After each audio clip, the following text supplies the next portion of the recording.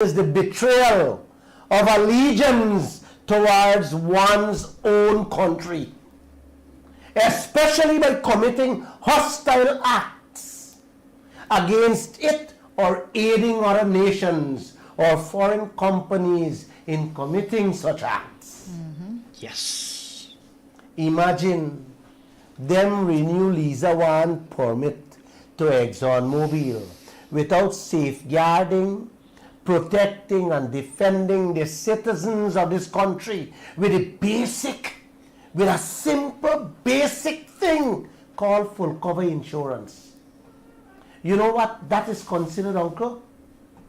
That same word I just talked about, treason. Hell yes. Betrayal towards the allegiance of one's own people. Aiding foreign companies to plunder our resources, leaving our people impoverished. Is what, man?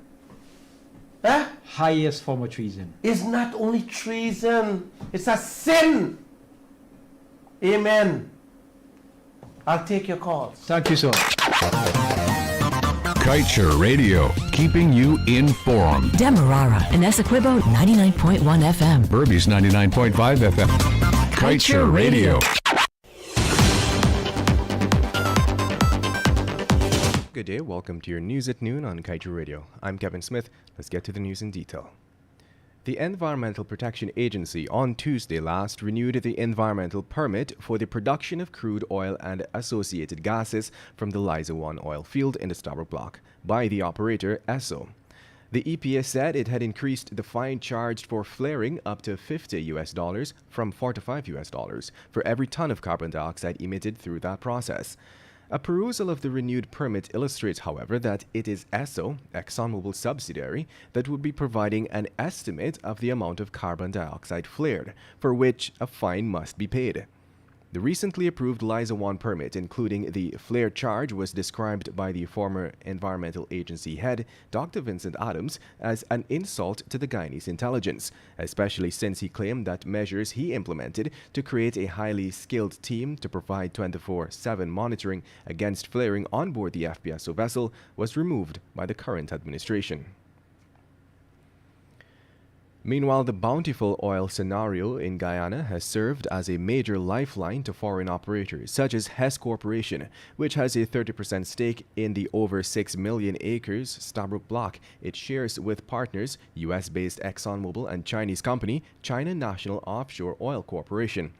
In fact, Hess is seeking to lure investors with the unprecedented level of positive financial returns coming from Guyana's oil discoveries. Hess Corporation's CEO, John Hess, spoke extensively on the many positives coming out of the Stabroek Block. Hess told attendees that Guyana is the fastest growing offshore development globally, with significant value coming out of that venture. In other news, days after Vice President Dr. Bharat Jagdeo dismissed the International Monetary Fund as a financial institution only interested in balancing budgets and not development, the entity yesterday called on those in charge of public spending to curb the practices since it would not be sustainable in the long term. It should be noted that Budget 2022, which was presented and since approved, represents the first year of expenditure using Guyana's oil resources and saw the estimates of expenditure for the year ballooning by some 37% over the previous year, the majority of which is earmarked for spending on capital programs. According to the IMF, however, it is recommending a feasible and moderate increase in public investment, while further strengthening the medium-term framework for fiscal policy. And now let's tell you, in a recent report, the World Health Organization highlighted how the tobacco industry is not only harmful to human health, but it is also poisoning the planet. According to the report, tobacco harms people's health directly through use and exposure to secondhand smoke and through its negative impact on the environment. It was stated too that tobacco's impact on the environment occurs at various stages, including growing and cultivation, manufacturing, distribution, use, and disposal of tobacco products, with each stage having negative implications for the environment, including the use of precious resources such as water and trees and the creation of pollutants through manufacturing. And moving on, China Railway First Group, the company that recently informed the government of its inability to secure finances to execute the Amila Falls hydro project, is now among 7 contractors vying for the contract to expand the New Amsterdam to Quarantine Highway. The highway expansion project is one being undertaken by the Ministry of Public Works. During the opening of the tenders on Thursday at the NPTAB office, it was revealed that this is just phase 1 of the highway project, which is estimated to cost $4.8 billion. In other news, Senior Minister within the Office of the President with responsibility for finance, Dr. Ashni Singh, has confirmed that Guyana is currently in talks with the Islamic Development Bank in order to contract additional loans.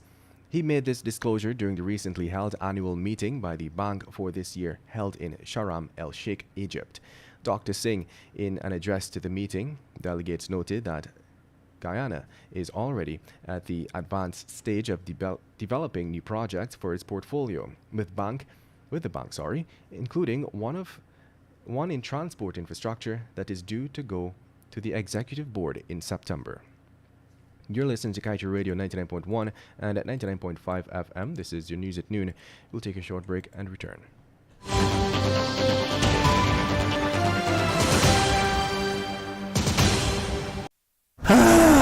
Not a single bar of service. Not with us. Digicel officially has the best mobile coverage in Guyana. Ookla, the company behind Speed Test, recognizes Digicel as the network with the best mobile coverage in Guyana. Be it in Georgetown or in NI, we got you covered. Digicel, better together.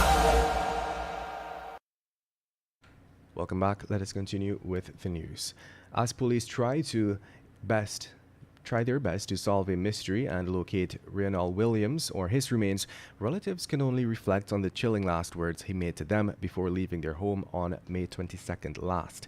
The last words now bring tears to their eyes as his sister, Sylvie Williams, remembered him stirring a pot of steaming pepper pot and saying that it might be the last food he's cooking for them.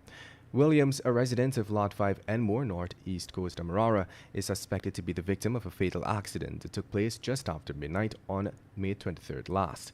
He was reportedly thrown into a car trunk by the driver, who allegedly struck him down, and the individual promised to take him to a hospital. But to date, Williams nor his body can be found. And it is suspected that a drunken fisherman on Tuesday fell into the Maikoni River on the east coast of Demerara and drowned. He was identified as 31-year-old Andrew Barnwell of Farm Maikoni, and his floating body was fished out of the river around 15 hours 55 on Thursday. According to police, he was last seen alive on Tuesday by his 57-year-old colleague. That colleague told police that he and Barnwell had been drinking together. Around 19 hours, they finished the drinking session and went to sleep in their boats. Around 1:30 on Wednesday, he was awakened after his boat started to rock in the water. When he got up, it was untied and drifting away, and according to him, he secured it quickly and called out for Barnwell but got no response. The colleague related to the cops that he thought Barnwell might have untied the boat and headed home, so he went back to sleep. Police reportedly observed that his body bore no marks of violence and believed that he might have fallen overboard and drowned. And now let's tell you, a 29-year-old construction worker who is accused of killing Troy Hicks of North Betavawakting, East Coast Demerara on a Saturday last was yesterday remanded to prison after he appeared in court. Devon Mohammed of Sideland Dam, Betavawakting, appeared at the Sparrendam Magistrates Court before Magistrate Rochelle Liverpool, where the charge was read to him. Mohammed was not required to plead to the charge, which states that on May 28, 2022, at Hendrick Street Triumph, he murdered 45-year-old Hicks. Magistrate Liverpool, after remanding Mohammed to prison, adjourned the matter to July 14th for report. In other news, the vaccination of children ages 5 to 11 against COVID-19 will be rolled out in the coming week, as Guyana is expecting a shipment of 25,000 doses of the Pfizer-BioNTech COVID-19 vaccine for this age group on Monday. Minister of Health Dr. Frank Anthony is urging parents to ensure their children are inoculated. The WHO earlier this year recommended extending the use of a smaller dose of the Pfizer-BioNTech COVID-19 vaccine to children ages 5 to 11. And from some 1,409 COVID-19 tests conducted, the Ministry of Health on Friday reported that it recorded 73 new cases across the country.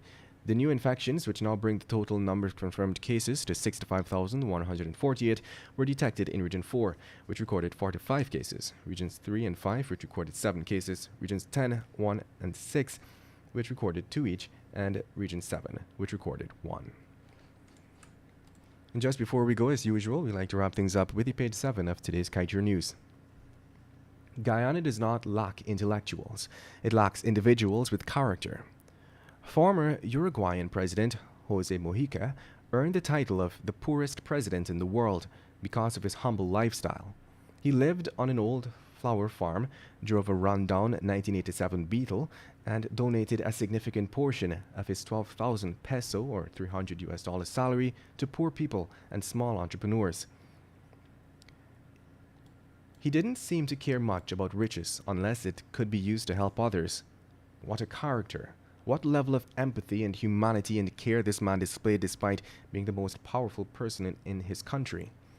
Of course, no one is asking Guyanese leaders to descend from their luxury vehicles, give away their hefty compensations, or vacate their lavish mansions to appease a rumbling nation. But they are being asked for compassion and care, to seek for Guyana greater benefits from its oil wealth, balanced sharing of this wealth between its people, and equal opportunity for citizen development across all races. Guyana does not lack intellectuals to move us forward. What we lack are great characters in office. We are a small nation with unreliable leaders. We will never become mindful of the type of characters we choose to lead our nation.